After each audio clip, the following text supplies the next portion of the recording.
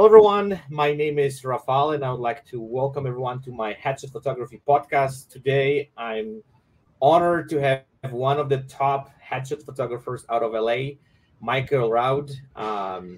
Thank you so much for joining the podcast because, as I said before we started, I've been following you for quite some time. Your work is absolutely incredible.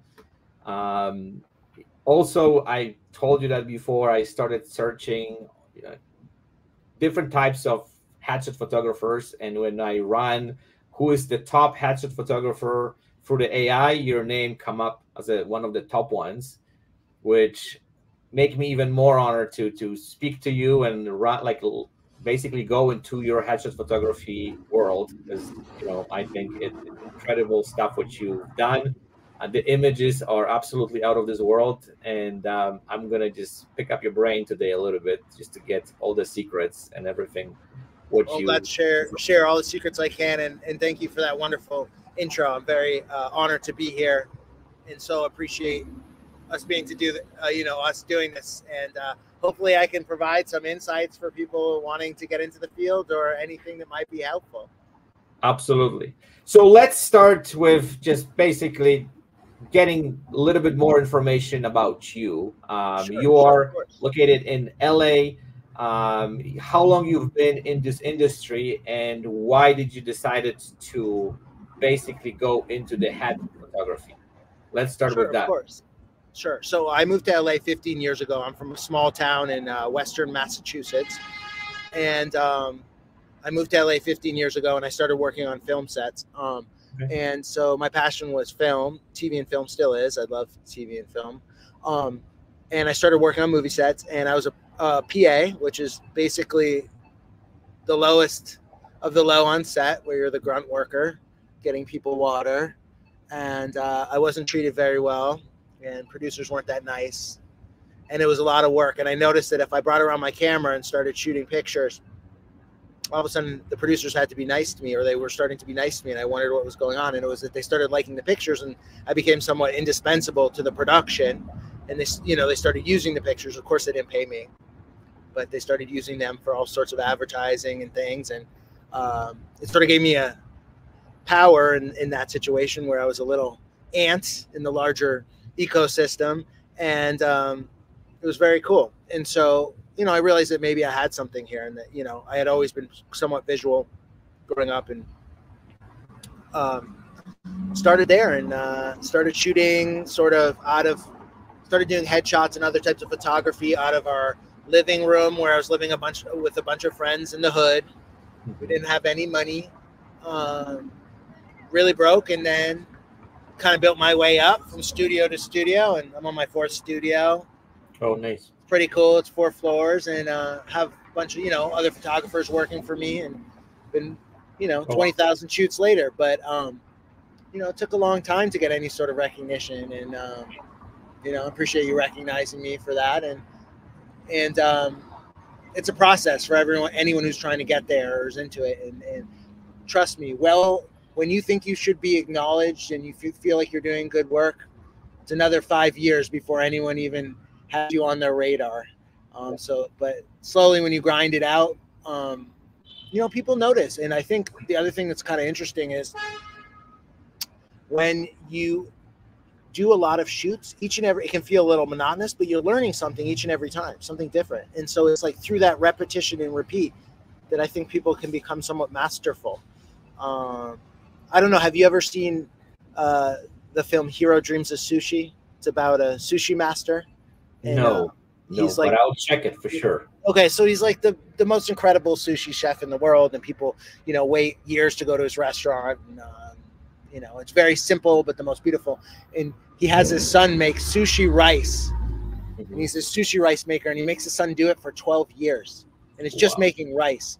But the idea is like through that, it had to be the perfect rice. And finally, after 12 years, he had mastered rice. And it's a little bit of hyperbole, but there's something to it with headshots, and there's a simplicity in a frame. It's just a head, right? Yes. But there's something to these little nuances and little bits, and just the tiniest difference in where the light is, or a little bit of a movement of a bounce, I feel like can really make or break a shot. And so Yeah. I like to share that story because I feel like people think it's like we're just doing the same thing over and over again. And I think that that's not correct. And you got to pay it to the devil's in the details. Absolutely, 100%. And then it's interesting when you said that the chef was learning the rice for 12 years, and sometimes I see people they want to learn headshots over the weekends. You know what I mean? Oh yeah. Yeah. Or And and another big thing is people are like, well, I'm struggling to make money. I think I'm just going to do headshot business. I think yes. I was just thinking, I'm going to do the headshots, like, make some money, shoot some people on the side, and it'll be good. And it's like, I think that headshot photographers, I mean, of course, that aren't respected in the way they should be, maybe because people think it can be a very like mundane art or something really boring or like flat, and there are people who do that, but I sort of like the idea of the elevation of a headshot to something that can be art, and it gives us a framework to work within, right, which is people. Mm-hmm. Close-ups. I also think that a lot of people don't give it credit how much complex headshots are and how much work goes into it. Because probably you've heard it a million times that be like, oh, it's just a headshot. Like how much knowledge you have to shoot the headshot. But then you can really see, the crappy headshot and the good headshot. Yeah. And people I hope have so. no idea. Yes, and then they like, oh wow, that's definitely something which is completely different level. So, and that's one of the reason I'm doing this podcast, to just kind of talk to other headshot photographers and very cool. give headshots a little bit more credit, and then just so people understand the headshots is not as easy to do, and they have to understand that there's as you said, a lot of work. And also what I've learned over the years, which is fascinating, and I think you're on the same page, and this is also what you mentioned a few seconds ago, that it takes a lot of work, a lot of sessions, and a lot of time to master all those little details. Because at the beginning we kind of like ignorance, right? Like, oh, just to put some lighting together and we're good to go. But then with the time, you just kind of realizing how much more we have to learn about it. Oh, I mean, I'm learning every day, every single day, and every single shoot I'm learning something different, from how to deal with someone to something in light. And then I think another thing is, like, artists, right? We go through styles and like preferences. So when I first started out, I was like, for many years, I was really into like different backgrounds outside. So like kind of blurry backgrounds or something where it's out of focus with like shafts of light coming through. And I felt like that was really the way to do it. And then now I'm really into using like a very high aperture and showing all the background and every single detail and trying to get that to look just right. Where that was the opposite of what I was into when I first started. And, sometimes I'm sure I'll go back to the other way. I think that, we evolve as people and as artists and what we find interesting. And like, I used to never use studio light, and now I predominantly just use studio combined with hot lights. Hot lights, yeah. So tell me a little bit, because I'm going to just kind of pop in a second your headshot page on your website. We're going to just kind of look at some of those stuff. Sure. Tell me a little bit more about, let's dive in a little bit more into developing your style, because you said you started with some blurry backgrounds, whatever, then evolve into shooting in the studio, hot light, different backgrounds. So can you tell me, like, over the time, how this process looked like, how this whole thing was evolving and changing over the time? Is this more kind of your personal preference, or also if that was kind of pushed through the industry, how this whole thing kind of works together? I've never shot for the industry ever. Okay. So something that's really important is, like, a lot of people have sort of shot to what is in vogue or popular within the industry in a given time. I've never done that. I've always stayed true to what I think looks good. So I think that I think that's a dangerous thing. I think when you start chasing what other people think looks good, you lose yourself, and eventually it won't be popular anymore. Okay. So I really agree that it's important to, follow what you feel looks good and what you're liking. Of course. And the other thing is, if you copy someone else's style, which happens all the time, like you like their style and you copy it, it's never going to look like their style because you're going to bring something unique to it. So that's something else to consider. Okay, so a lot of these are earlier shots that I've done that have more blurry backgrounds. If you go to my Instagram, that'll be more current. Okay, so let's go. Which is just my name. Okay. I mean, these are cool too, and I can kind of go over how I lit them, or Yeah. I'm gonna just maybe the Instagram will be maybe a little more. Let's go to your Instagram for sure. So, anyways, I guess like a lot of people probably who are listening to this podcast are like wanting to do headshots, are doing headshots, and trying to increase their business, or sort of in the field and wanting to just learn more about it. And I think it's important to understand what your style is. And when I say understand, it doesn't mean that you're going to really know exactly in your soul what it is. It means that people are going to say things to you about your style that you can start to understand, because you're sort of just expressing yourself and what you think looks good, right? So it's sometimes other people can be more astute about understanding what it is. Absolutely. So this is your more current work, and as you said, you can really define the backdrops and backgrounds. Yeah, I think so. My more current. So do you design them on your own, or you have some kind of like a bunch of them which you're using? Depends on the client, or the client is choosing it? How's the process of choosing the background for each looks like? That's a good question. So I choose a background usually. If a client's choosing the background, it's usually not a very successful shoot, because clients tend not to know what they're talking about. And that's an interesting dynamic in and of itself that we can kind of talk about within a shoot, is that when you're working with a client, often they have these specific things, and a really controlling client can want to dictate everything about your shoot. And the fortunate thing is it makes your shoot easy. The unfortunate thing is it makes your shoot particularly not successful, because often the client doesn't know what they're talking about. So I try to dictate the shoot and the backgrounds, what I think are going to best convey what I want within a shot, and choose the background. So I'm usually the one choosing them. I do indoor, outdoor. I'm moving more towards studio photography lately. Just it's easier that it's all set up in my studio. I don't have to deal with the variability of the wind and the lighting that changes day to day. But I love shooting outside too. So, there's all sorts of styles and feelings that you'll see on my site. So I like to try to master both, which outside shots, inside shots, close against backgrounds, far away from backgrounds, and lighting it and trying to make it interesting. I mean, sometimes on my shots, these aren't even the most interesting ones that I think. It's just that the client happened to choose these ones and we retouch them. And so I want to present them. Because I like to present retouched work. So that's another thing, is like a lot of times the pictures that are chosen for the clients and the agents and managers that choose them are definitely not my favorite shots. Okay. They're definitely not the best shots. So tell me, let's kind of do step back, and then let's talk about a process working with each person.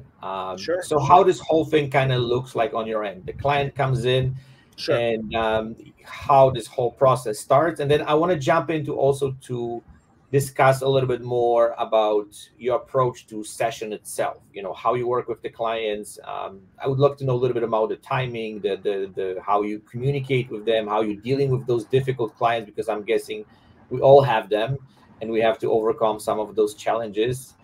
So let's start with, discussing a little bit about, the client comes into you and how this process starts with working with you. So a client comes in, they've already purchased a package, right? So they come in and I kind of know what I'm dealing with, right? If it's music, headshots, modeling. Okay. So they come in, they bring their wardrobe, we get them settled. And then I start asking questions about what they're looking for. Now, a really important thing, this is probably the most important part of the session, believe it or not, is that you need to know what someone wants. Yes. And you need to know what they're looking for so that they can be happy and feel good and also get the results that they need that are going to be successful. So people often know what they want, even if they're not able to express it. And so there's words underneath the words. So, someone might say, I don't know, let's say this, I'm 55. I'm, a female. I'm 55. I'm not a starlet like I used to be, but I want to get back into acting. I don't feel like I'm as pretty as I want to be, or as pretty as I was, but I wanted to get some headshots for my agent. They need new headshots, and they need some theatrical and a commercial headshot. Mm-hmm. And I really don't like being in front of the camera, but here I am. So there's a couple like indicators there that are really important to pay attention to.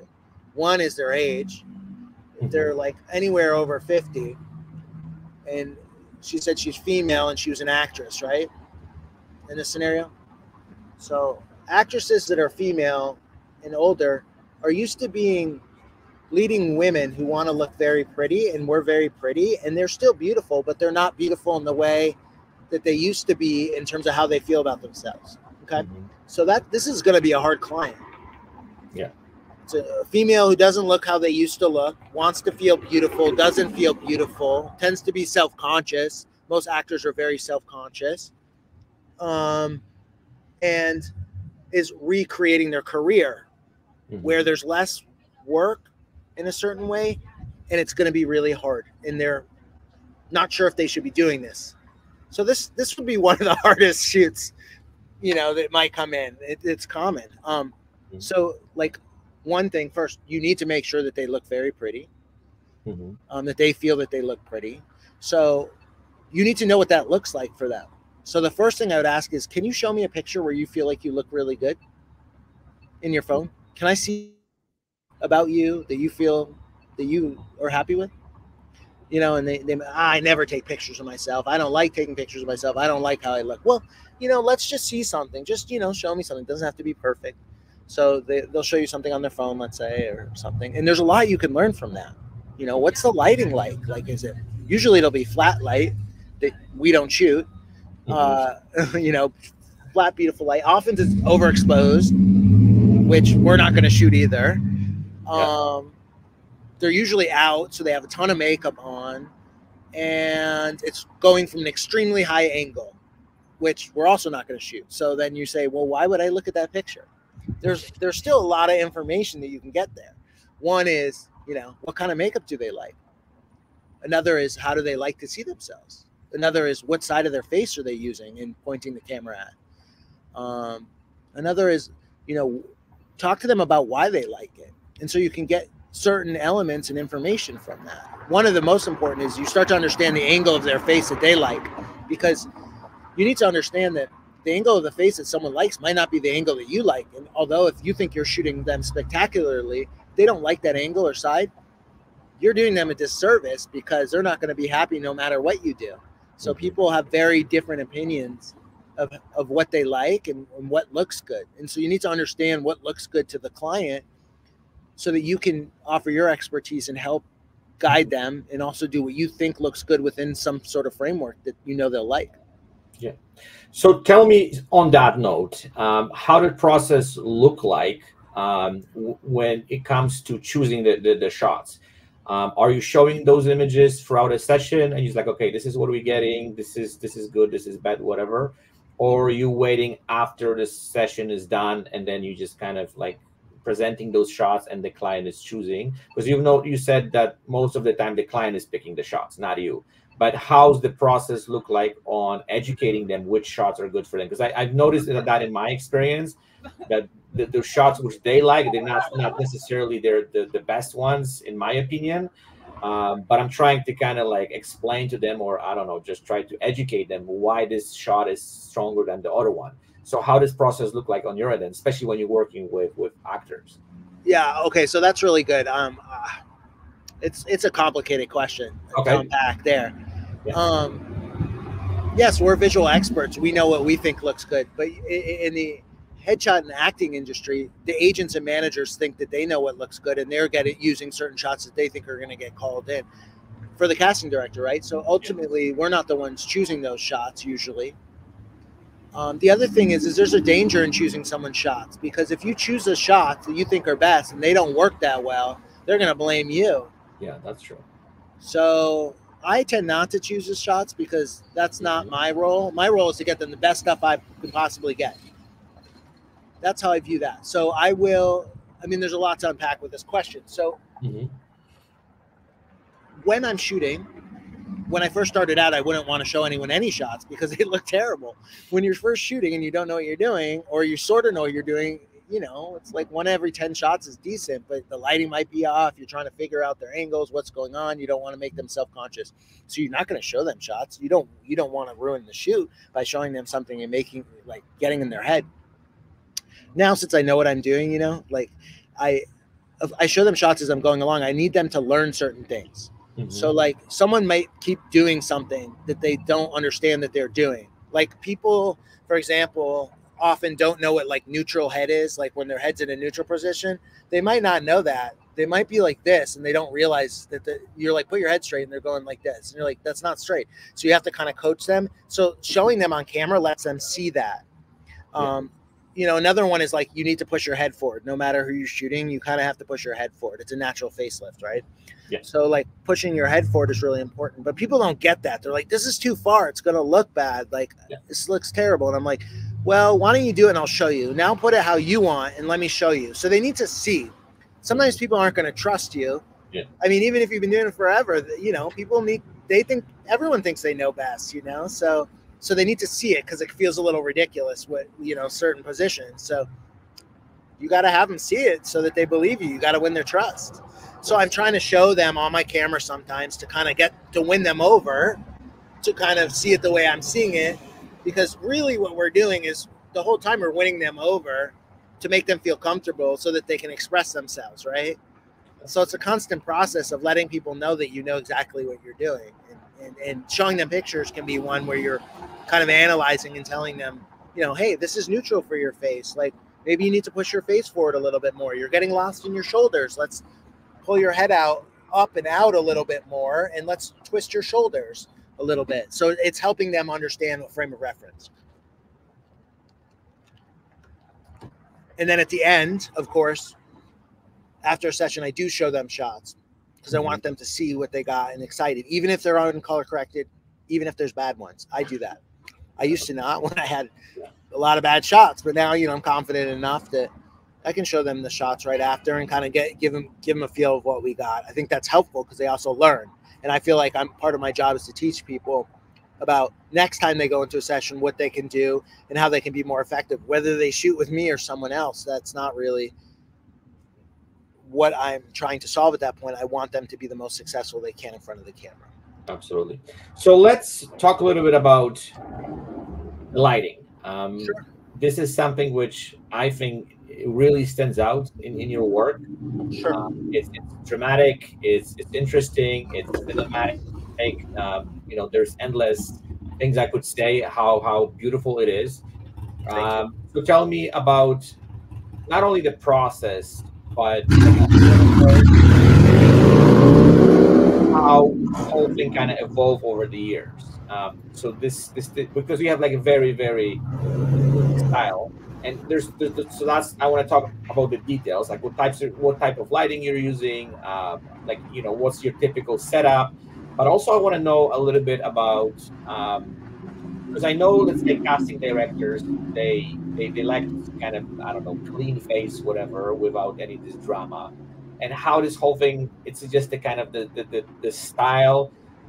People like it, and the casting directors, they're okay with this, or that was a little bit of battle to pushing this type of images. Because I remember I've done, well, I'm not doing the same kind of lighting, but what I'm saying is I also really like dramatic lighting in my headshots. But I had the people were coming back and like, oh, my casting director says like, oh, this is too dramatic, and that's the kind of, I want to ask you about, how the industry is taking your images for pushing them forward. So let's start with the lighting itself. Tell me a little bit about that, and then we kind of move on to some other additional stuff. Okay, so the industry was going to want very naturalistic shots that are sort of flat lighting with a simple background. That's what a lot of people are going to say to you, but that's not really true because that's not what's working.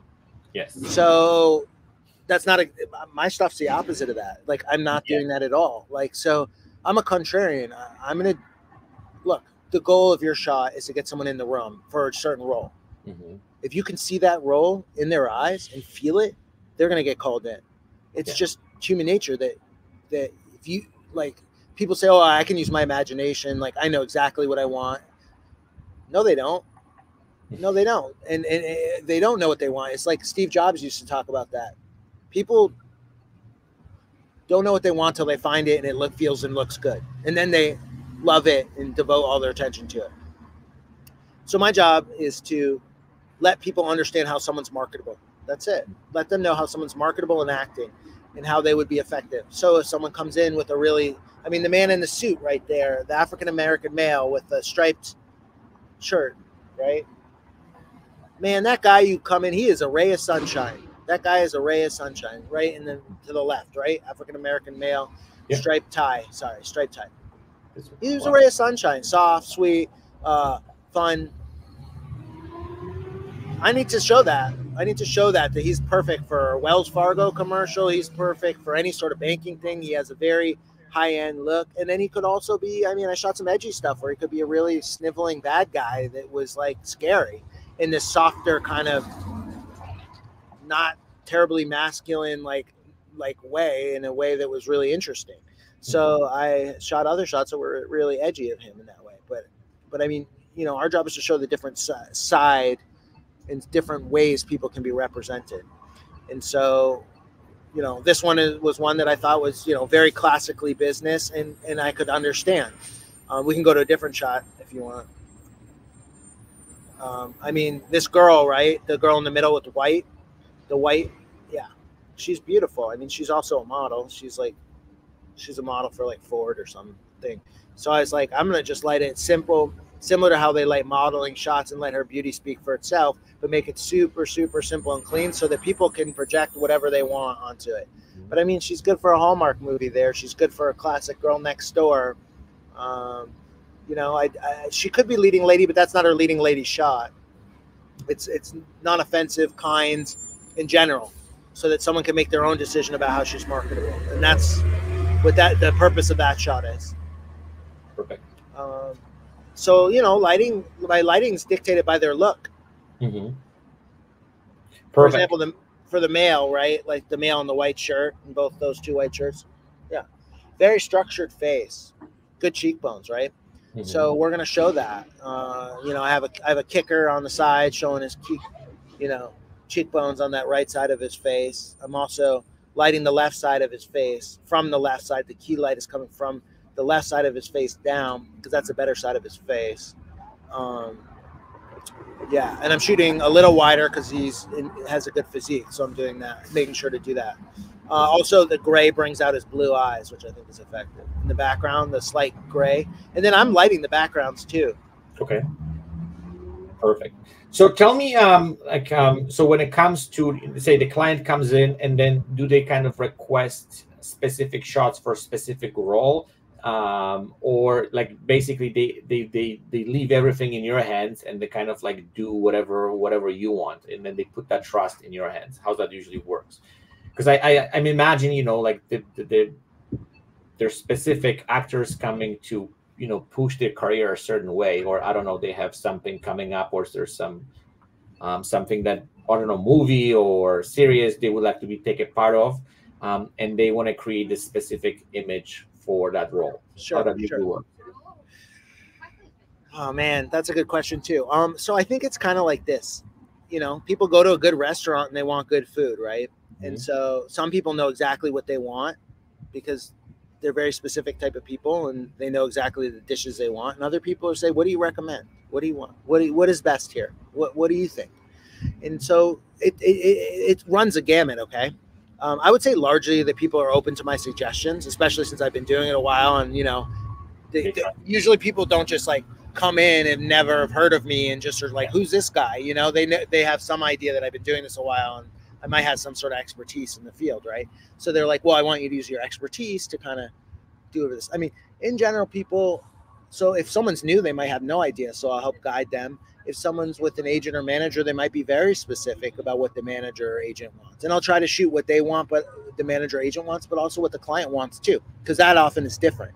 You know, every client thinks they're a leading man or woman, or, you know, wants to be the main lead, and or some sort of sense of that. And most times the agents don't see that. They want something specific and in this direction. And you have to kind of rectify that with your shoot, where you kind of got to split the difference or get people something that satisfies both those needs, which is the agent's need and then the client's need, and they're usually quite different. Yeah. But I mean, general look is like one leading man or leading lady, like something sexy or leading a little more upscale. The next would be something a little girl next door, boy next door, a little more general, or young dad, young mom, best friend, something like that. It could be a little more general. And then from there, there would be something commercial, more of a commercial look. That's for, when I say commercial look, it's advertising and ads, right? So there's commercial departments and theatrical departments. Theatrical meaning TV and film. So a commercial, shot is more general and exuberant and bright and, happy. But sometimes people want very character-y shots, that's what their agent wants. Like, maybe let's scroll down and find one. Sometimes, because I think that's really interesting too. The character shot. Here, let's keep going. Okay, cool. Yeah. Okay, up. The guy with the hat. This one? Yeah. Well, the two guys with the hats. Either side is good. Okay. So, for example, this client, the agent wanted a hipster. Like something that would be a hipster in his line, like with his look. And so this is what, some of the clothes he had, and we sort of put together. And I think he looks like the best barista, or he looks like he might work in a record store, or, he's an artist. But how do you do that without it being cheesy, right? That can be really hard. It's like, how do you make it feel real and as a character without it feeling super cheesy? And that's a line that's hard to balance. I mean, if you go now over to the other guy, the older gentleman with the hat, he's a cowboy. He's like he wanted something for Yellowstone, right? Like, I mean, that's hard not to make cheesy. So we do have even a very on the nose wood background, and if I really lit it, like lit it a lot with a lot of different lights, I think it would feel cheesy. But I had the light fall off on his face so it could feel a little edgier.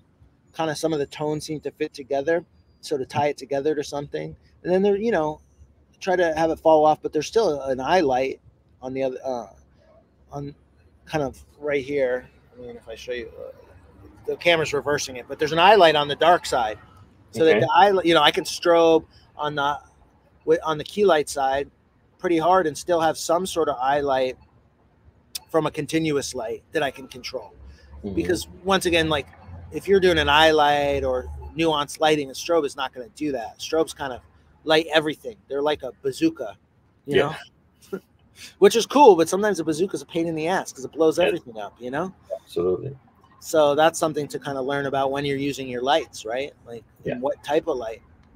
So tell me a little bit, because it looks like based on what you're saying, your images are very complex when it comes to, creating this specific personas, when it comes to, matching this with the proper lighting, proper background, and making this all those elements work together. Because, I can see that on every image. It's a really, really complex image, which has so many elements, which you put really nicely together. So tell me a little bit about this creative process. Sure. You have kind of idea where the clients comes in, you have some kind of, pre-consultation, you know exactly what you're kind of going after, and then you trying to kind of work through, or it's like an ongoing process throughout a photo shoot where you're just adjusting stuff constantly and trying to make kind of like, the vision you have in your mind. Because it seems like, some of those images, and basically what you said is, you have those ideas and then you try to kind of like build them together. So how does whole process look like on your end? Man, it's totally like we're constantly adjusting. All photography is a matter of adjustments. You might have an idea, but it's never going to work exactly as you imagine. It's not going to be this is a really interesting point. If you can have an idea and then execute it exactly as you envisioned it, and that is the best shot, you're genius. You're brilliant. Yeah. And I don't think there's anyone like that. And they're part of becoming a shooter is realizing that you can have a vision and it's going to change slightly, but you need to make it the best vision it can be, right? You're unearthing something and it's never going to be exactly. I mean, if you try to stick to exactly what you want, you're going to do yourself a disservice because it's just never going to work out exactly as you imagine. However, you have to let go of that, because I used to get super upset. I get so upset in my shoots because it wasn't going exactly as like I had a very specific idea and it wasn't going like that. And I'd get super upset. Like I need it to be like this. And why isn't it working? But man, you got to go with the flow and kind of see what's happening. Like you might have this idea of like this really edgy shot for someone. And it's like, oh man, it'll be great. And then their face looks terrible in edgy light. Like a hard light, you know, a fall off just looks bad for their nose, for example. They have a crooked nose and it doesn't look good. And if you stick to that, you are going to epically fail. You have to make adjustments and try to get somewhat of what you're trying. I'm not saying throw the whole recipe out. I'm not saying if you're trying to bake lasagna, don't bake lasagna of any type. You know, I'm not saying switch to hamburgers. I'm saying, you know, I mean, maybe there's mushrooms in the lasagna this time. Yeah. You know, exactly. You know, maybe, but you know, the mushrooms are delicious and they're marinated and, you know, for anyone who likes mushrooms, it's the best. Yeah. So I think you kind of have to go with the flow. I think the creative process is very much like that, and that there's gems along the way. And the more you shoot, the more you realize about how to make the adjustments quickly. Mm-hmm. So, I mean, that's what I'm much better at. I mean, I'm constantly making adjustments, but I'm making them very quickly because I know, okay, this isn't working. Here's the adjustment here. I'm lowering the key light a bit. The backlight needs to come up a little bit. You know, this shirt isn't working. It's washing them out. I think we should switch to this. And you're doing that very rapidly once you shoot a lot, but you're still making constant adjustments. I mean, how about for you? So for me, you know, like I think it's really interesting what you said, because when I started shooting headshots, and you know, that was also a long time ago, one of the things what I was my biggest mistake was the fact that I was trying to make things work which they didn't work. And as soon as you kind of let it go and, like, you know, make, okay, this is not working, let's move on, right? But that was one of those things which was the biggest kind of gap for me to kind of start doing things which they started working, because as you said, you cannot really go into the photo shoot and have this kind of vision and try to stick to it. You got to be very open-minded and play with different things and try things which, because I think with photography also, especially with headshots, sometimes we think that things, they don't work, but when you start shooting, they might work. We just don't know, right? Yeah, you don't know. That's the thing. I'm always saying, let's try it. I'm saying, let's try it. I mean, I'm gonna modify and twist it to like what I think is gonna look good, but in front of the camera, you don't know how it's gonna read. You can have a better idea because you shoot a lot, but there's no like rule with it, and I think you know it's an exercise in being open, and there's an exercise in being able to modify and still modify so that it looks great. But I mean, when you hold on to it, I used to have almost mini breakdowns when I would shoot, because I would have this idea and then it would look terrible. Like my idea would look so bad and I'd be so upset, like I was saying. But then all of a sudden, if I could just step back, I'd be like, there's something beautiful here. I need to see what's going on, you know, and kind of ride that wave. And so it's a constant like riding the wave, and it changes and, you know, flows and you know, but it's a wave and it can be beautiful. I also think that, you know, one idea leads you to another idea, because, you know, if one idea doesn't work, you're like, okay, this is not working, how we can change that. And then you can build on that, right? So I think also a lot of photographers, they don't realize, and that's what the kind of message I'm trying to send, that, you know, doing mistakes is a good thing, because then you're learning. Because if you're doing everything and you think it's right, that means you're in the wrong path. Right. If you're doing everything that's right, or you think that's right, it means that you're not open enough. Yeah. When you think it's right, you're not open enough, and I guarantee you your photography is not very good. Yeah. So, and the other thing is photographers, when you come to a certain level, you're very hard on yourself. You know, I mean, we're going to be very hard on ourselves, and we're going to be very detail oriented. Okay, because that's just part of you're not going to like photography if you're not interested in details. And so, something that I've noticed is I have a lot of people. You know, I train shooters, and I have people who work for me. And something that I really notice is when you're shooting and you're not getting what you want, it's easy to start to kind of cycle and get stressed out and spin. And it's really important to realize if you're doing that and reset, because shooting more of the same shitty thing isn't going to make it better. Yeah. And that's what I used to do, is I would shoot the same thing and just shoot more shots hoping it would work. And you really just got to identify, look, there's something that's not working. Let's take a step back and kind of pay attention to what's not working so that I can fix it. Absolutely. You know, there's always a point in my shoot where I'm like, oh my God, is this going to bomb? And I get scared. And I've been doing this, like I shot like, I've done like 20,000 people, right? Wow. Like so many shoots. And still I get like, at some point in the shoot, oh my God, am I going to mess this all up? Yeah. And then it's like a resetting and being like, okay, you know what you're doing, Mike. You've been doing this forever. Like, having a lot of experience helps, right? And like reset. Okay, let's look at, hey, this light doesn't seem right. Why? Really getting into the why of what's going on, and really, and you can take a second. It's okay. The client can wait for a second. They're willing to wait to make it better. Absolutely. But you don't want to act like you don't know what you're doing. So even if you feel like that, right? Even if you're like, fuck, I should swear, but if you're like, I am so screwed, I am going to ruin their shoot, I am terrible, which will happen. It still happens to me. You don't want them to think that. You have to be a master of disguising what's going on to make the person comfortable. So you can say, I mean, if you don't know what to do, be like, okay, I just need a second to look at this. Why don't you change your shirt? Even if you don't think even if you're not sure it's a shirt, give yourself a second to reset, Absolutely. Yeah.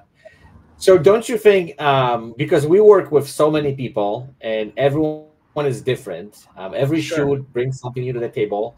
And I know it's going to be a weird question, but don't you think headshot photography is kind of addiction a little bit? Can you explain it I'm curious. And what I mean by that is every shoot is exciting. Like, it's exciting. I don't know how, like, I'm sure you feel the same way.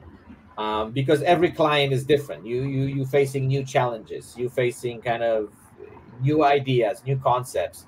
And I know you've done, like, as you said, over 20,000, I don't know, people, and then all those sessions. But is every session bring you this excitement, or this has just become like kind of a routine for you? Every shoot is not exciting.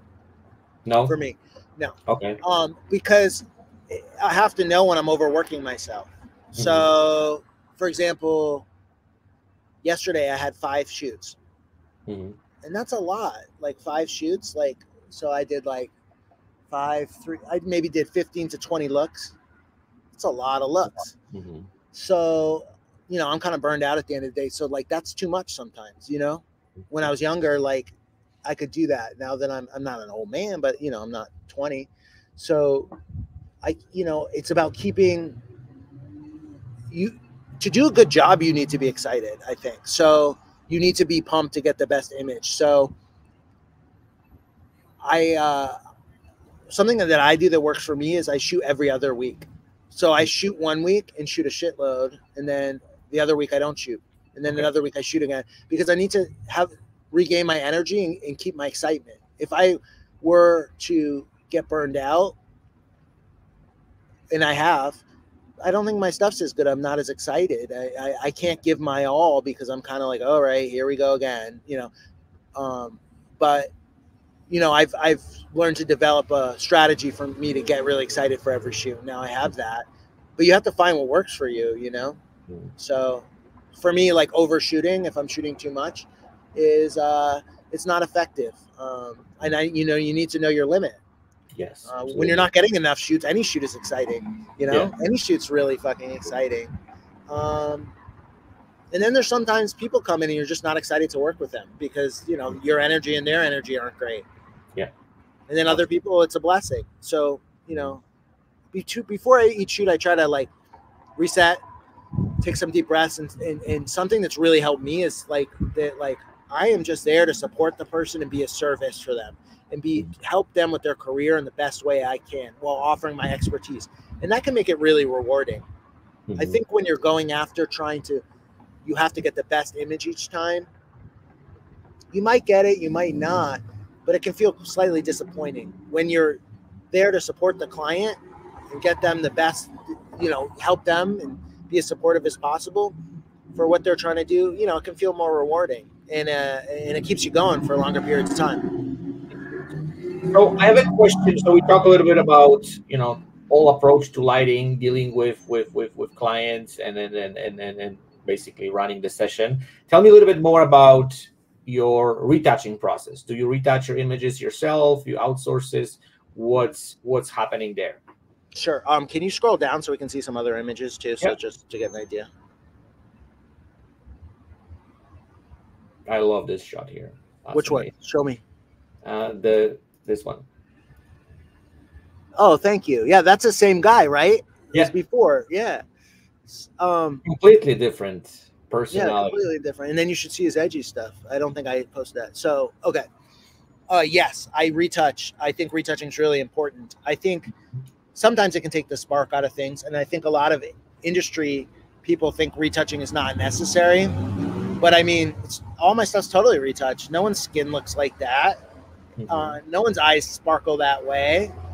No one's hair is perfect. I mean, sometimes we shoot off the background a little bit. So but a goal is to make it feel natural, or feel like you want it to feel. Hmm. Um,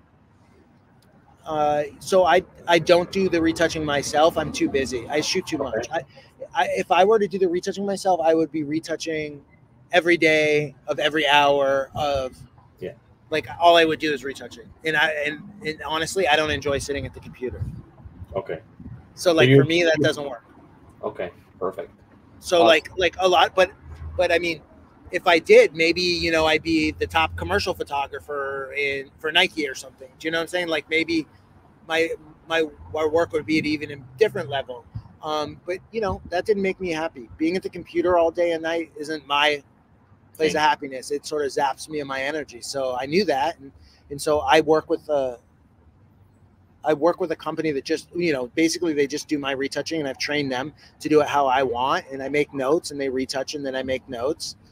And we also do color grading, and I have, presets that I've preset, and then I send them off to my colorist, and I make comments. So I'm there guiding it, but I don't want to stand in front of my images for, it could take 4 hours, 5 hours for each shoot if you're really being diligent, right?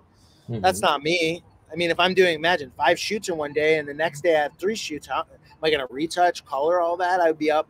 I wouldn't sleep. Possible. Yeah, yeah, So, absolutely. I got to make it workable for me, and also financially possible, because, photography is interesting too, because it's not one of the art forms that has gotten more and more lucrative. It's gotten less and less lucrative. I don't know for you, but we haven't raised our prices in 4 years. Anyone in LA, a lot of people have lowered all their prices because there's more photographers and the industry isn't doing well. So, that's also something to kind of consider, which is kind of unfortunate, is that, things are changing, and people are not willing to pay what they once were, because everyone's a photographer, sort Yeah, of. absolutely. So You tell me, know, so on that note, I think that leads to my next question. Let's talk a little bit about the business. sure. So how do you market yourself? This is more word of mouth, or you advertise, or you've built this significant recognition that people just keep coming to you. How you kind of run all this marketing part of your business? Ooh, okay.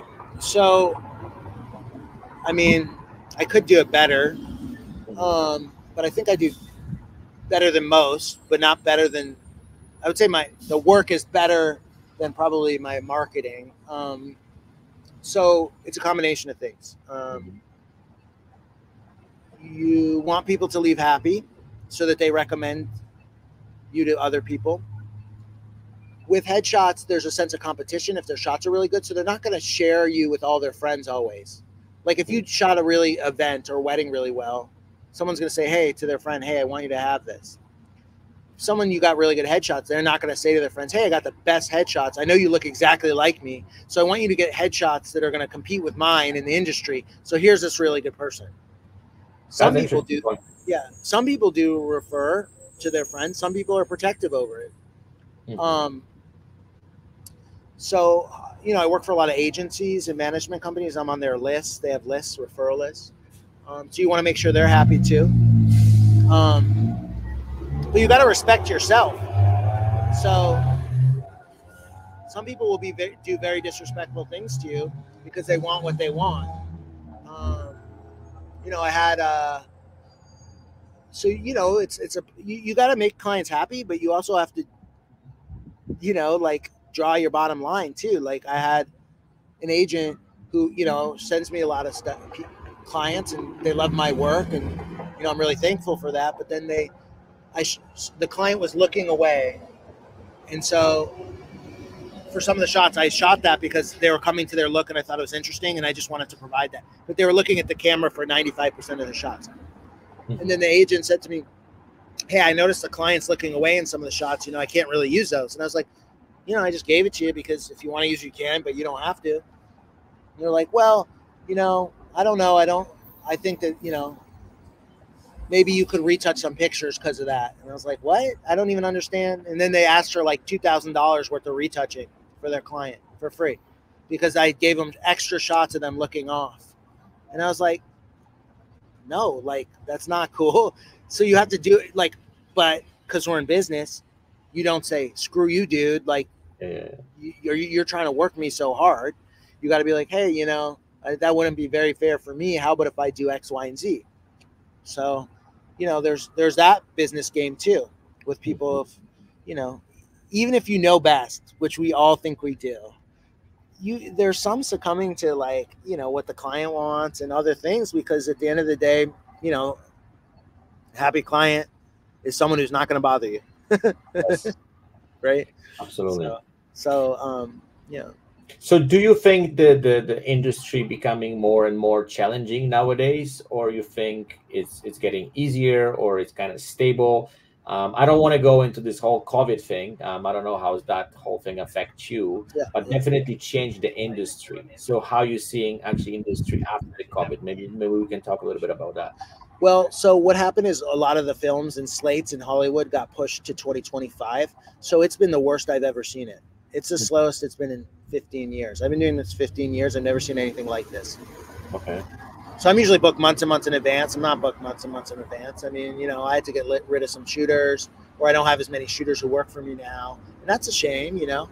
The industry's really slow and actors are broke. I mean, and that sucks. Not all actors, but I mean, actors, you know, the predicament for an actor is much different now.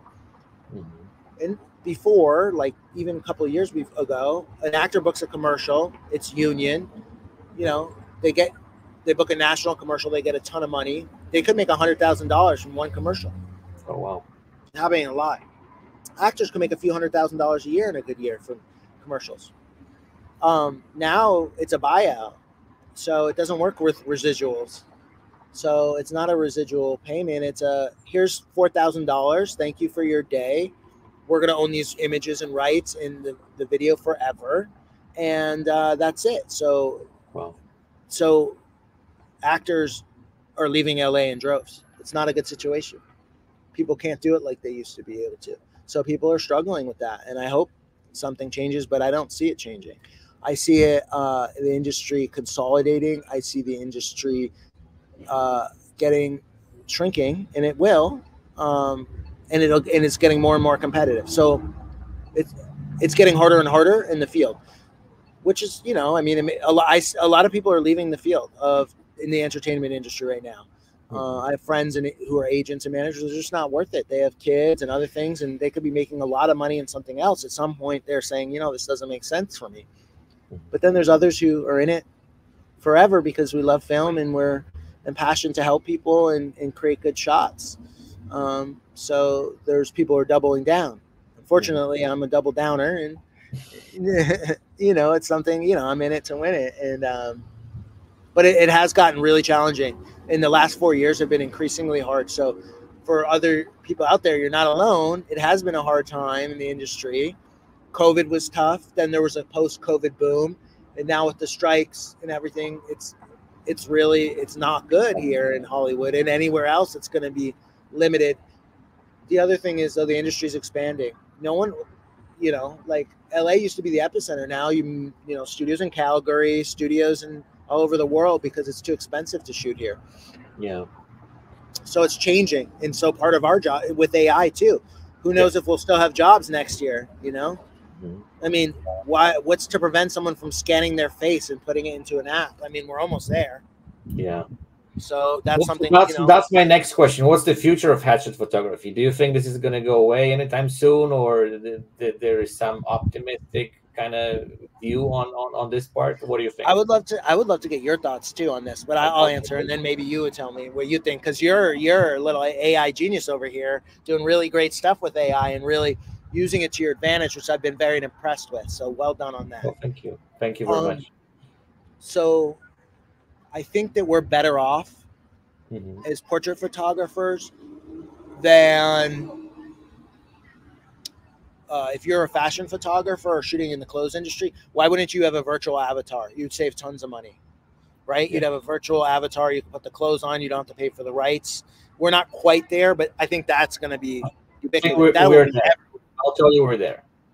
You can replace clothing right now. You can actually, the AI allows you right now to even have a sample of the clothing and implement it into the person, and AI will make it look like it's a real clothing and it looks real. Right. So what I'm saying is, when I say we're not there, I don't mean in that way. I mean that not all the companies have committed to that. Yes. So, and the technology is so new that it's like, it's there, but it's like on the forefront, right? Mm-hmm. And it's like, it will be everywhere.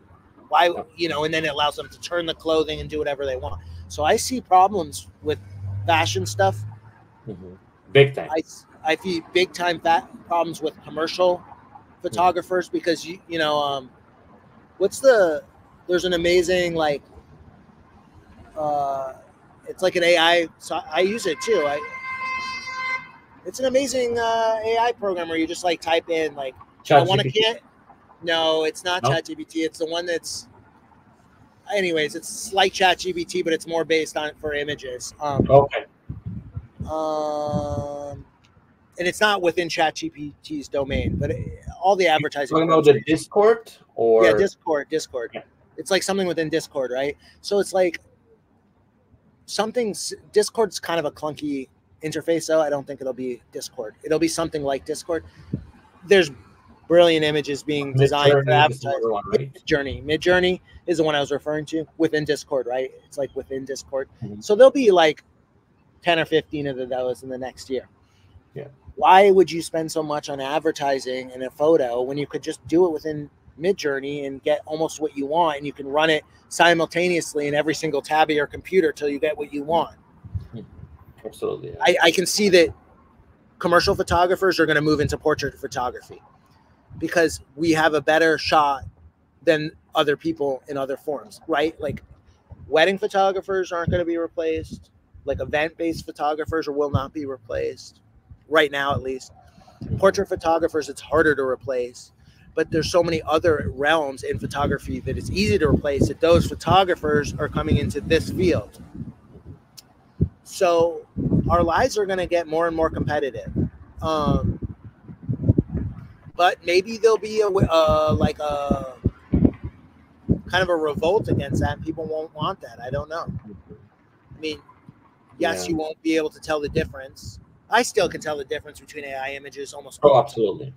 Right? Like there's something that you just feel isn't real. But I mean, I assume that will be in a year that we'll be able to tell the difference. Well, that's kind of interesting debate because, I think that AI is really far from understanding the human emotions and the face expressions. This is really, I think this is going to take a lot of time by the time we get there.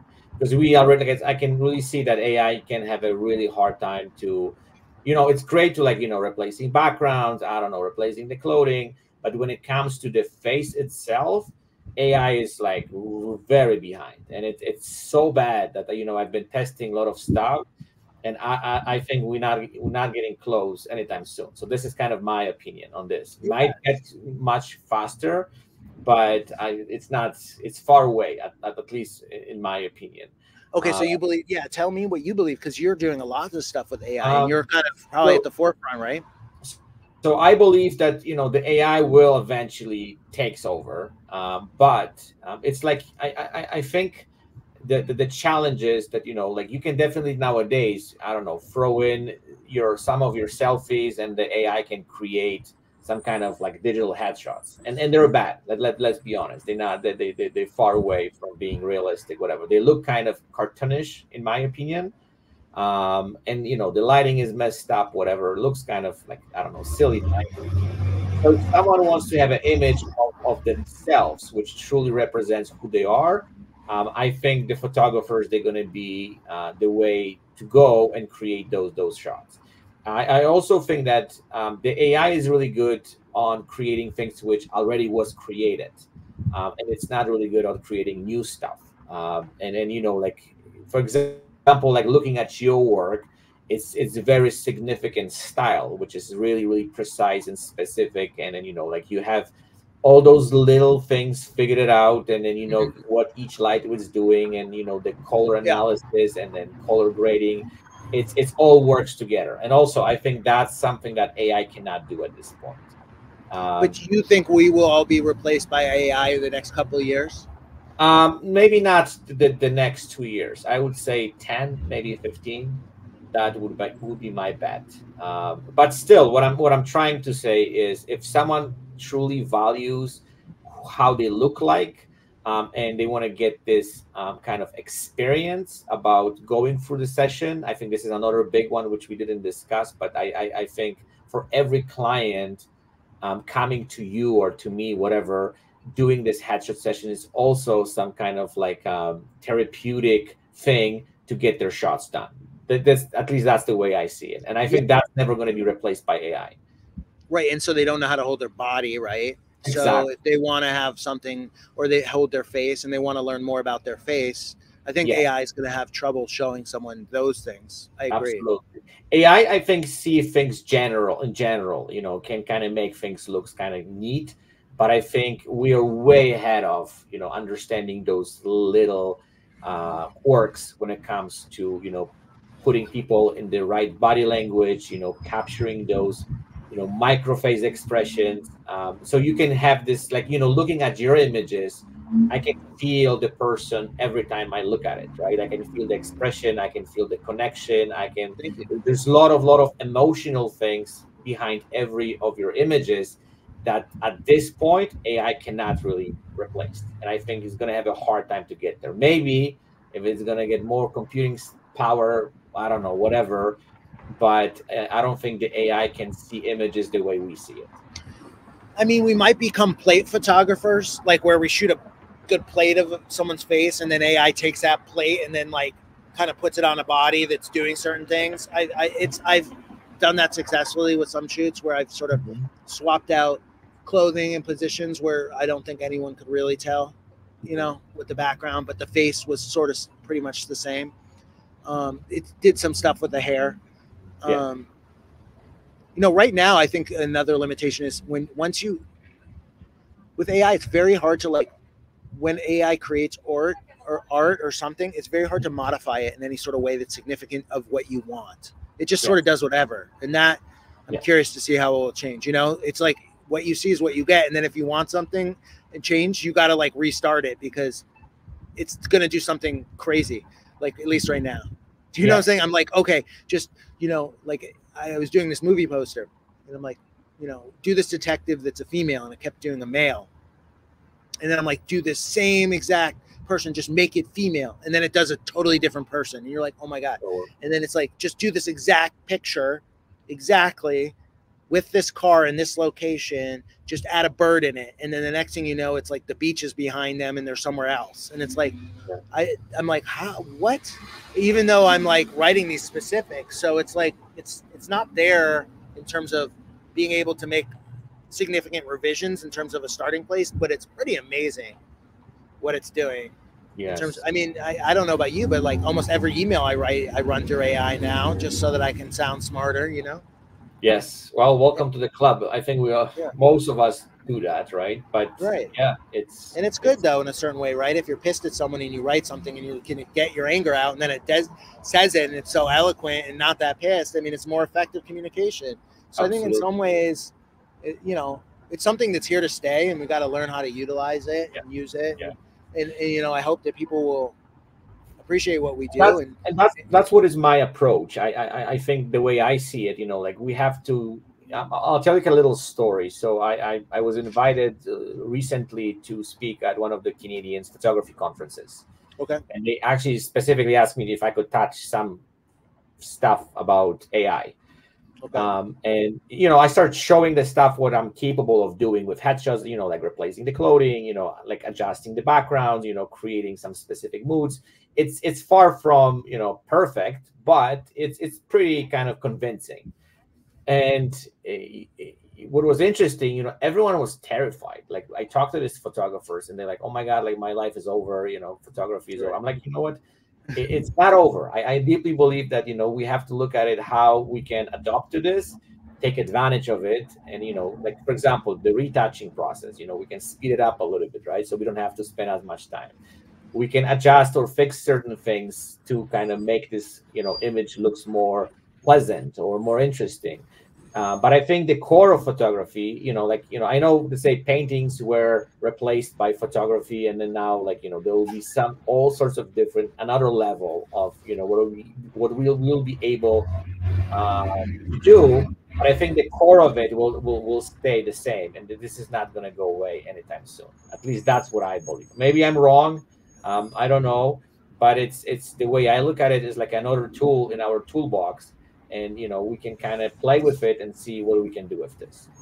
So a question is like, I think an important one is how can we use it to be more effective at what we do and monetize AI to help clients and ourselves get more for their money, basically. For us to have different offerings and for clients to be able to get more. I think that something that photographers are often paid for, whether we realize it or not, is our sense of style and our aesthetic, right? So it's like it's pretty concrete because it's in the picture, but photographers have an aesthetic that they're sort of taking into the world, and other people don't have that aesthetic. Like, so it's like, how can you use that so that people with AI, so that people are like paying for your aesthetic, or sort of paying you for that and valuing that. I don't know what it looks like now, but I think that that's something to recognize among photographers, is that there's something there that we don't quite know that we have. And I think that will be good, like about like, for example, like when to stop retouching, what to retouch, right? That's an aesthetic decision with beyond the photographic, that's in the art realm, right? Yes. So maybe that there'll be ways to sort of implement our artistic vision in that with AI. Yes. I think Parameters are our AI. It's like Michael Roud photography, or your AI about like, that sort of does it in your style that then people are paying for. I don't know, but I think that there's ways to kind of make it work. Yeah, but also I think like let's say looking at your images, you have very very significant style. Like I can look at your image. Sometimes they pop in on Instagram, and I can see right away that you have this aesthetic. What you said, um, but I think also you're still evolving. Like you're still pushing boundaries. You're still trying to create new things. And as I said, like AI works on the past. It cannot start creating something which was never invented before in kind of this art world, right? Mm-hmm. So I think that's the advantage also what we have, that we can start really pushing things creatively based on our kind of aesthetics, visions, ideas, whatever. And AI will be kind of like will be able to maybe replicate it and copy those things, but I don't think it's going to be able to create something significantly new, which is going to like really stand out, right? Especially, let's say, in our field. That's what I believe. I don't know if that makes sense, but No, I understand what you're saying. I would say sort of, I agree, but like I also see people using it for advertising, and it's pretty incredible. yes. So and so I don't know. I don't know. I mean, but we do. I don't know, but we do have to be researching it and constantly Yeah. on it, because Yeah. we all have a, do you have a family? I don't know. Do you have a I family? do. Yes, I do have a family. Right. So I mean, you have to provide, like, beyond just your art and loving to do your art. You are a provider, and so like as people who have families and loved ones, like our job is to Yeah. do what we love, but at the same time we have to have our kids and spouses Exactly. and everyone, they need to eat. So they need to live. So it's like we have to be very vigilant and Hmm. be able to pivot. The lucky thing for us is, it's not like there's that much equipment. I mean, it feels like a lot of equipment, but our relative costs are low compared to a lot of professions. It's a camera and lenses and maybe a couple lights, right? Which maybe it's $10,000, $20,000, but there's other fields where it's so much stuff, right? Yes. So it's like, that's good.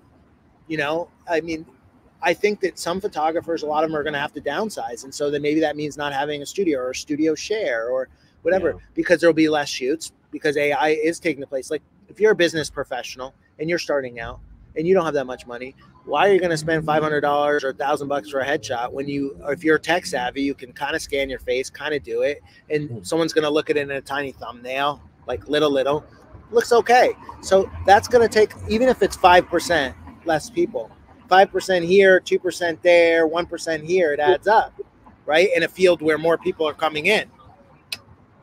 But also, yeah, I 100% agree with you. But also what I think is that, okay, so this, how can I describe this digital presence on social media, on website, whatever, I found is extremely important nowadays, and everyone wants to kind of showcase themselves from the best angles, whatever. So I think right. There's still, I think, potential for us to Right. get jobs, get new clients, whatever. But also what I think is, we have to stay on the top of the game. Like we have to really provide this very unique style or something which really stands out. Absolutely. And then I think AI will remove all the bad stuff because, like if you're a shitty photographer, nobody's going to even look at your work, right? So I think pushing the boundaries and then pushing everything, what do we do to like another level, it's going to keep us alive. I know it sounds kind of like, kind of bad, but there was one also little thing is what I want to point it out is, like we're getting into some kind of new world, in my opinion, because AI is affecting not only our work, because if you look at lawyers, doctors, all those top ends professions, they might be replaced. I can tell you a little story, like how, like I'm sure you're using Chat GPT. Now they come up with this newest version. And I talked to a friend of mine who's a lawyer, and they're terrified because you can replace all those lawyers with AI. And then like, so what I'm saying is how this entire system we're living in, how this is going to be affected by AI, because it's getting into every part of our life, right? Every facet, yeah. Yeah, exactly. I don't and know. That's what is more scary. And that's something, because if the lawyers, they're going to get out of the business, and the movie industry is going to start kind of collapsing. Yeah, I actually had something where I started to freak out a little bit. This was like when Chat GPT 3.5 came out. Mm-hmm. And I was experimenting with it, and then the strike. It was like the strike had already happened, but it was like April. Okay, Mm-hmm. so it was like of this year. It was like I could see that AI was very significant. I could see, Chat GPT along with there's Dolly, and then there was, what's the movie portion of Chat GPT? Do you remember what it's called? There's like a video portion of Chat GPT. I might have to look it up. Yeah. I forget what it was, but their samples came out. Video. Let me just look at this up. Video Chat GPT for video stuff. Sora. Okay, Sora. So Sora had these like clips that it showed, and I just was like, I don't see it. Like, I don't understand where this field is going. Like our field, based on this. And because the studios were one of the major investors in AI. Basically during the strikes, like 2 years ago, Sam Altman and all those people got a lot of their money from like Disney and other companies. So they've been tinkering with this for film for years now, because the film industry is too expensive. Like that's what they're like. This is, I mean, I'm going to kind of get a little philosophical or deep here with this, but basically with the streaming model, it doesn't work any longer. The streaming model is not lucrative for the vast majority of streamers, because you can't have, like Netflix was based on growth, their value. When their valuation continues and they're growing, that's what they're basing their money off of, not commercials, not something in a single unit that is contained. It's company growth. Mm-hmm. Now, when they're not growing, they're not making money. So video is expensive. All the production costs don't pay for themselves. A lot of the streamers are losing money with their productions. So when you can't count on company growth, revenue, stocks, and future growth, they don't know what to do. There's not money there. So what's happening is the industry's been downsizing, and they're making cheaper shows, and they're going to have less writers, and they're going to use AI as, I mean, I know they sign contracts and stuff, but you can just go to another country or go to Canada and do it, or go somewhere else and use AI as, you don't need a writing room anymore. Yeah. You don't need a writer's room. You need one very good writer and a bunch of different options running simulations, and you can have someone sort of, I mean, if run what you want with it. Same with digital effects. Yeah. What I'm getting at is digital effects. It's scary. Like effects are going to be totally different, and you're not going to need nearly as many people. So the industry has gotten a lot smaller, and people see that it can be smaller, and then the studios see that it could maybe potentially be more profitable. So what's happening is no one wants to take big risks right now, right? Because we're sort of on the cusp of something big, and that's going to change. That's changed all our lives here. And we'll change, we'll trickle down and change your life too, because everything sort of starts in Hollywood with this stuff and goes other places. And so, I think that we just have to be vigilant with what's going on and use the technology to our advantage, but with the understanding that the industry is shrinking in terms of, like, yes, there's more shows, but there's a lot less money in each show, and that they're going to do everything they can to cut costs. Yes. And on the top of it, also I found, and I don't know if you agree with me, but that they started producing things which sells, right? They don't take risks. They don't do things, on the creative part. They, as you said, they cutting the cost. They try to make things which makes money. And I think this whole concept of doing things to, I don't know, just create something interesting and new and risky.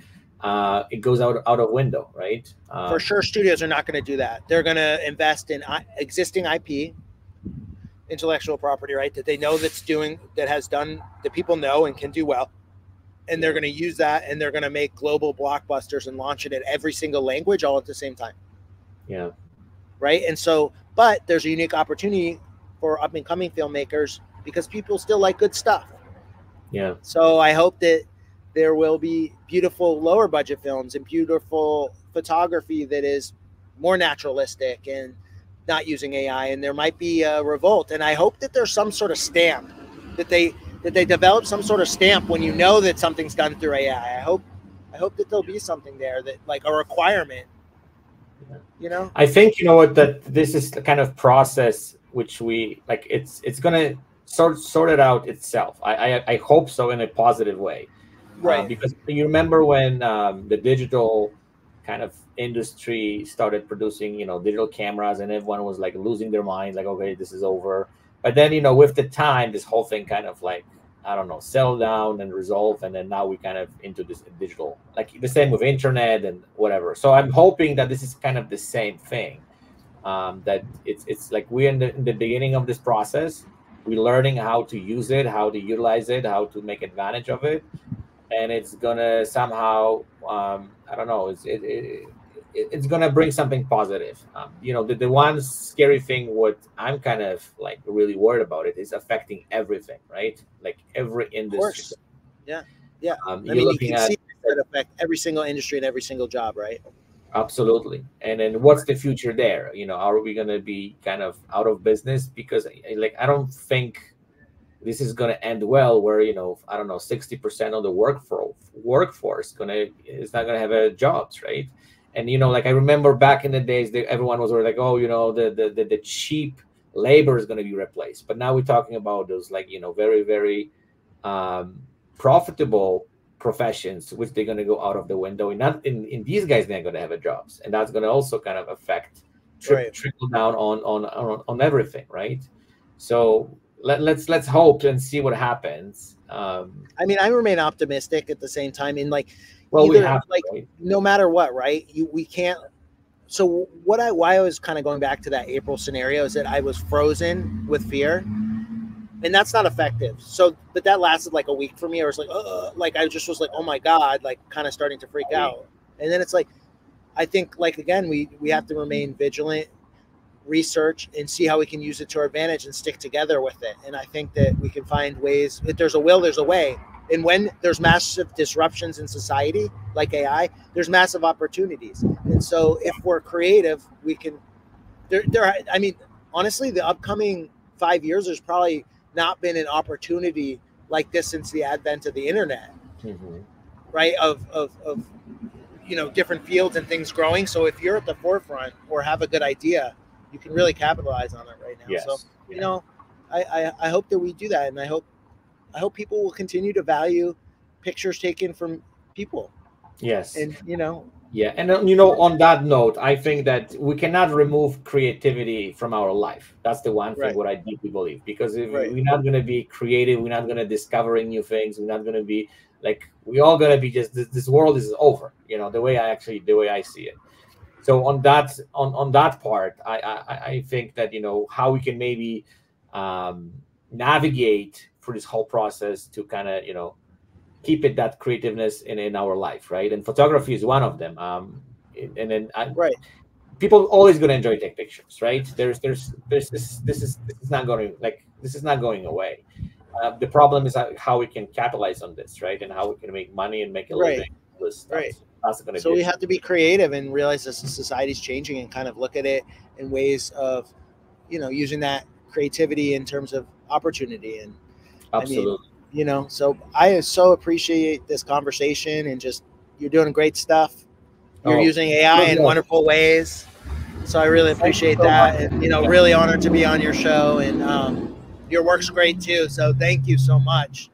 Absolutely. And, you know what? I think that we should do this again at some. I would love that. Yeah. And I love just hearing your machinations on AI, because it's like, I think, kind of hearing what other people have to say can be really helpful. Like, I mean, we listen to Bill Gates and we listen to these top minds that are whatever, but like in the working field and specifically to our field, I think, thinking about it is probably helpful. Absolutely. And I think, like, also one of the main reasons I'm doing even those interviews and talk to other photographers and especially headshot photographers, is to keep the community together, right? Because we have to support each other. We have to share those, experiences, the knowledge, how we run things, what works, what doesn't work. Yeah. That's what's going to keep us alive. And that's why I deeply believe that this is important. And, world also shrinks a little bit, right? Because, I can talk to people. I talked to one guy, actually the other day, also one of the amazing photographers there. Yeah. And, the same thing. He's talking similarly what you're saying, that, like he was booked for months ahead, and now it's just like, it's slower. So the industry is changing for everybody all over the world. And now the question is, what we can do to, keep this whole thing alive? And then you got to offer something different, you have to change it. And that's hard. And when you're steeped in being, there's really an opportunity for younger people right now, because they're hungry, younger photographers, you're hungry for it. Like someone like me or you, we've been doing it a while and we've reached some level of success. So we're less hungry and we're used to success. And so now it's going to get harder for us and everyone. And if you're hungry, that's an edge. Like if you got that hunger and you're willing to grind and work and work and work, like that's a wonderful edge that people have. Absolutely. Right. So you can, and now's the time for risk too. Like you have a family, I have a family. We're not going to take the biggest risks out of everyone, right? Because we're not in the situation where we can. So the younger generation can, though. I mean, I sound like an old fogey. We're not old at all, really. But, if you're getting started, this is your time to take those risks, because you don't have people to support and the industry is changing. Now's the time. And to realize that, people see, no one knows my name, or I've been working so hard. Well, the wonderful thing is now's the time to make your name and to work really hard, because people will know you if you're doing something cutting edge and interesting, Absolutely. 100%. But also I think for us, being on that kind of edge also pushes us to kind of stay out of this, like, kind of plateau, because, I'm not saying we're doing the same thing, but also forces us to, kind of think differently, opening up to new ideas, risk, as you said. That's something that, a lot of us are scared because we have a family. I'm not going to risk this. I'm not going to risk that. But now, like, we don't have the options. And I also think that if we start, and this is what my experience, Yeah. the more I was on the edge, with things, or I don't know, financially, things were not going well. That was the most creative, and that's where I could really kind of like, push it through, and then force myself to kind of do things which I was not willing to do. Oh, totally. And maybe that's the way to kind of like, forces us to kind of go to another level, right? So yeah. When I started Headshots, no one was doing stuff that was interesting. Like, really, they weren't. And then I felt like I started doing some stuff that was a little interesting, and then other people. And now it's like, dude, there's a lot of good headshot photographers now. I'm amazed. Like, I've never even heard of some of these people, and I just do a search, and I'm like, wow, I didn't know this person's in LA, and their stuff's dope. Like, and they're cheap. Like, that's crazy. Like, your stuff's dope, and you're willing to shoot for nothing. Like, good for you, I guess. But like, it's a competitive field, and there's a lot of good photographers now, which just forces everyone to up their game and to be different. And then like, something I started doing was like splitting backgrounds. So I have like one background like this, and some people like it, some people don't. But I'm going to continue to shoot it because that's how I am, and I'll make it work, right? But so I'm splitting backgrounds, and then these other photographers started splitting backgrounds, and I was like, what the fuck? You're copying me. And they started doing it really well, and I'm like, maybe I should do it like this. Or maybe they're not, some people wouldn't do it and double down on their way. And I don't always do it, but it's interesting how, people copy and innovate. And then like, I use a lot of tungsten side kickers, and like a bunch of people would start using that, but then in these different ways that were maybe more interesting. And I'm like, man, now I see what you're doing. I'm going to do it this way too now. And so it's kind of, and then, some people used to use kickers and they got afraid because agents and managers were like, we don't like it because it makes their hair red because it's a tungsten light. So a bunch of people started putting, blue gels over it or something. And they were afraid, and their stuff isn't as good. Like some people aren't going to like it. And it's just interesting to see how it flows. But I see that like everyone's game is being raised and raised and raised. And it's like, we just got to rise to the occasion, man. Yeah. I also, and I think, like, by being in this industry and then supporting each other and sharing this stuff, we're going to all elevate, right? Because it's not like one brain. We have like tons of brains. Yeah. And really, really push this to, completely different levels. So this is another thing, because I'm before Headshots, I was shooting weddings. And I remember back in the days, like nobody shares shit, right? Like everyone was just like, okay, this is mine. I figured it out. And there's no way I'm going to share with you any of those information. But I found with Headshots, the community is a little bit more open, and people like, sharing the ideas, the concept. Okay, this is working, it's not working. So I think this is also hopeful, in my opinion, that, like as a community, we can really elevate each other throughout this, harsh times. And then hopefully we can kind of all come out, I think in any field, people are not going to share stuff, and some will. I would say a lot of people in LA are not. They're pretty withholding. People aren't like trying to be like, I don't think so. I think it's, and especially now that it's more and more competitive, I don't think people are trying to hold hands. Although I would like to hold hands, So it's like I'm like that, but some other people are not, and so you got to find the people who are willing to do that and learn together, So I'm down for your cause. So whenever you want to have a new guest, let me know. I'll be there. Absolutely. Perfect. Okay, Michael, we've been almost hour and a half. So oh man, hour and a half. Sorry, viewers. No. Like I could go for another 2 hours with you. I know. We should. I would love that. Just scratch the surface, but we'll definitely do that again. So what I'm going to do is I will basically add all your information to the podcast. It's going to go also to different platforms. I highly recommend it people to look at your work, because it's not only beautiful, but also is very inspiring. So I love to go through your Instagram feed and then check what you do, because it's amazing. I really appreciate that. Thank you so much. Thank you for the conversation. We dive deep on some of those thank you topics, and then we have to do it again very soon. Yeah, and if anyone ever has any questions or wants to know how I was shooting something, hit me up. Glad to answer. Perfect. Okay, thank you so much, and then we'll be in touch. Okay, bye now.